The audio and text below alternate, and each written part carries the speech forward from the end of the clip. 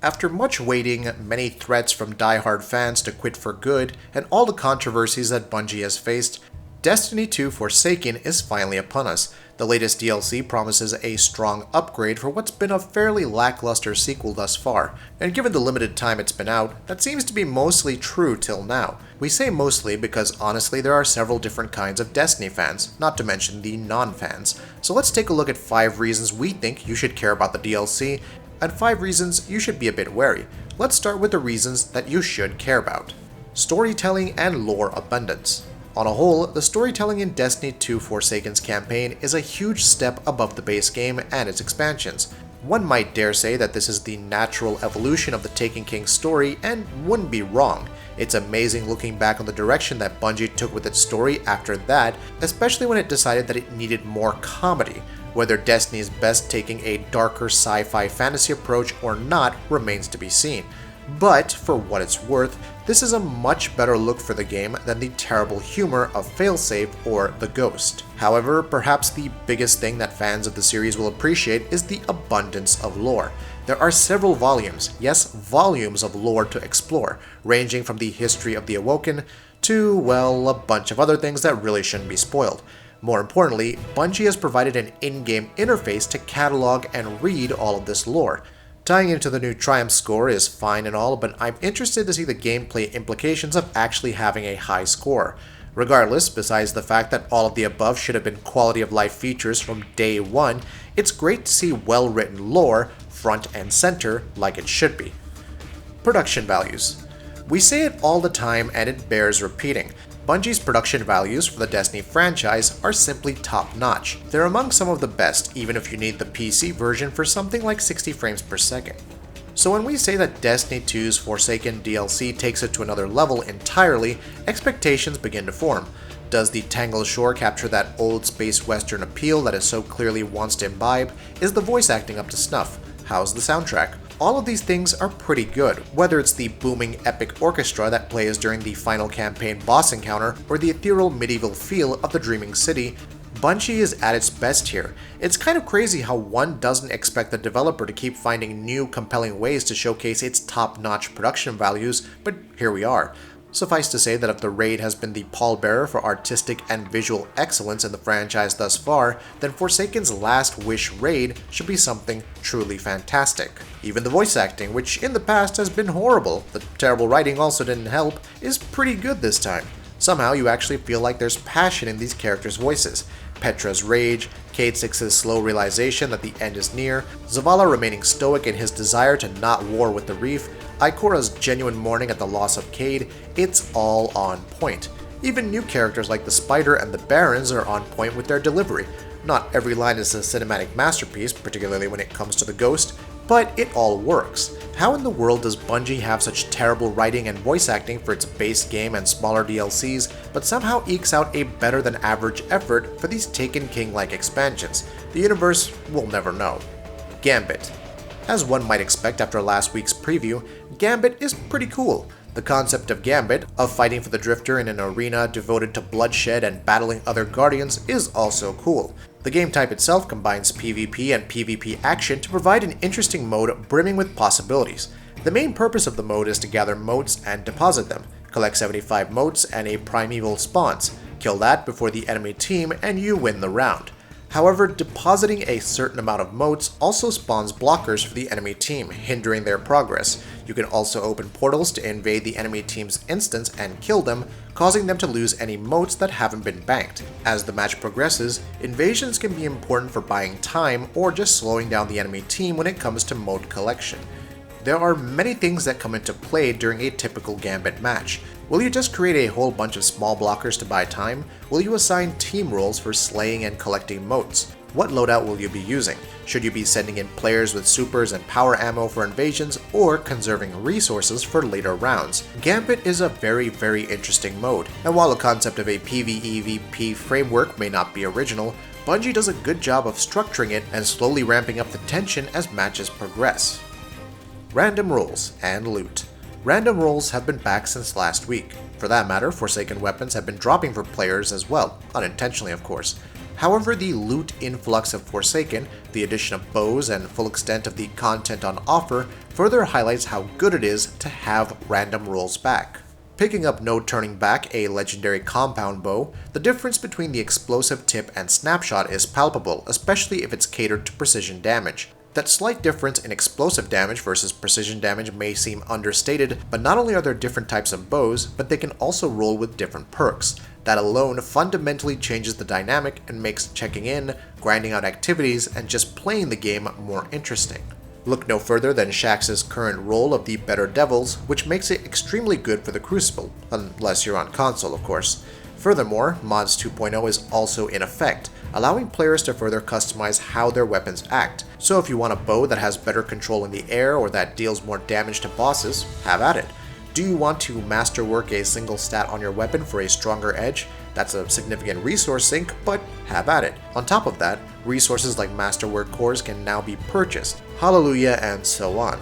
This may sound like the fundamentals of Destiny 1, and they are, but finally seeing them here adds a whole lot to the experience. PvE content and activities. Comparing Forsaken to the Taken King is unfair, at least in their general plot treatment and direction.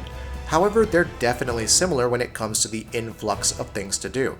Quality of life changes have brought Eververse bounties for Bright Dust, bounties to hunt different escapees from the Prison of Elders, challenges for different activities like completing one Crucible match or strike in a day, and so on. Couple that with heroic adventures, which provide tougher versions of the already intriguing Barons to fight, public events, heroic story missions, Vanguard strikes, nightfalls, and so on. And yes, each Baron is fun and unique to fight. That's not even getting into the Dreaming City's activities, the new Escalation Protocol events, heroic strikes, exotic quests, or the raid. Or the new subclass nodes that will be coming, or even the purported changes that the Dreaming City will have in the next few weeks. Essentially, if you love Destiny, be it the first or second, there's going to be plenty for you to do here. Whether you're a hardcore player who wants to min-max every single darn thing they can get their hands on, chasing after the best rolled items, or just someone who likes to shoot the breeze and random aliens with friends, Forsaken definitely provides a strong influx of content. Sounds all nifty, right? Well, let's now move on to the reasons that you should be worried. Story quality. Make no mistake, the storytelling in Destiny 2 Forsaken is definitely leagues above the base game. Uldren is a genuinely hateful villain, the Barons all have interesting personalities, even Ikora, Zavala, Spider, and Petrovenge have their own views on things and are affected differently by the death of Cayde 6. That being said, not much feels different in terms of the storytelling. There's a revenge vibe and interesting angles about our Guardians being about nothing but murder beyond redemption in many ways, and it's all fine. It doesn't lead to this amazing catharsis for the player character, who finally speaks by the way, but with just a few words thus far. For now, the vengeance part of the story seems to be wrapped, and we're currently diving into the mystery of the Awoken and the Dreaming City. If you're not a fan of Destiny's characters, there isn't much here that will change your mind. The characters are a slight step above the boring vendors of the past, but only a bit. Ghost doesn't have as many annoying lines as before, but Nolan North's voice just isn't as fit for many of the encounters as, say, the player character would be. As for the actual story to hunt down Uldren and the Barons, it lasts roughly 5 to 6 hours. If you're buying in just for that and nothing else, then Forsaken may not be your cup of tea. Gambit issues. As inventive and interesting as Gambit is, there are some problems. Weapons like Sleeper Simulant have proven to be extremely effective, especially against invading Guardians since it basically one-shots them. And no, this is not an indirect call for a nerf. Invading Guardians in general can abuse spawns to keep killing enemy players, which isn't a terrible mechanic, but feels too heavily weighted in their favor.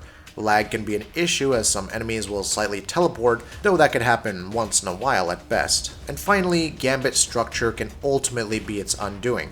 Coordinated fire teams that are grouped together are just going to have a much better time than solo players. That's normal for PvP games, right? The problem is that Destiny 2's matchmaking has a tendency to pit random solo players against stacked fire teams. Given how much of a difference communication and coordination can make in Gambit, more so than regular Crucible, I can foresee solo players having a rougher time. At the very least, Bungie is adding, or has already added, the ability to join in progress, so if someone on your team rage quits, it won't be a 3 vs 4 affair. General gameplay variety. Gambit does introduce some interesting twists on Destiny 2's Crucible gameplay, mixing some PvE elements to good effect. Fighting the barons in the campaign is also interesting and fun. However, fundamentally, this is still Destiny. No, not the annoying Destiny 2 that you would love to hate while reminiscing about the good old days of Destiny 1.